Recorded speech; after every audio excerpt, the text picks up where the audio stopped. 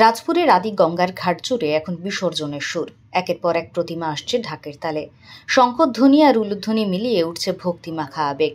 বিজয়ের বিষণ্ণতাকে সঙ্গে নিয়েই চলছে দেবীর নিরঞ্জন। তবে আনন্দের আবেগের মাঝেই প্রশাসনের পক্ষ থেকে কড়া নজরদারি। ভিড় সামলাতে মোতায়েন করা হয়েছে বিশাল পুলিশ বাহিনী। রয়েছে সিভিল ডিফেন্স ও ডিজাস্টার ম্যানেজমেন্ট টিমও। এবছর ৪ অক্টোবর থেকে আজ পর্যন্তই চলবে প্রতিমা বিসর্জনের প্রক্রিয়া। আজকের মধ্যেই সমস্ত প্রতিমা নিরঞ্জন শেষ করার নির্দেশিকা জারি করেছে প্রশাসন। তাই সকাল থেকে সোনারপুর ও আশেপাশের সবকটি ঘাটে ভিড় উপচে পড়েছে। রাজপুর আদিগঙ্গা ছাড়াও সোনারপুর অঞ্চলে একাধিক ঘাটে একযোগে চলছে বিসর্জন পর্ব। প্রতিটি ঘাটে রয়েছে আলাদা আলাদা প্রবেশ ও প্রস্থান পথ, লাইটিং, ব্যারিকেডিং, লাইফ জ্যাকেট সহ সমস্ত নিরাপত্তা ব্যবস্থা। ক্ষুদ্র নৌকা থেকে বড় ভেলায় করে প্রতিমা নামানো হচ্ছে জলে, আর তারই মাঝে আবেগঘন কণ্ঠে ভেসে আসছে বছর আবার হবে। একদিকে দেবী বিদায়, অন্যদিকে নিরাপত্তায় করা তৎপরতা। এই দুইয়ের মাঝেই মিলেমিশে তৈরি হয়েছে বিসর্জন উৎসবের বিশেষ আবহ।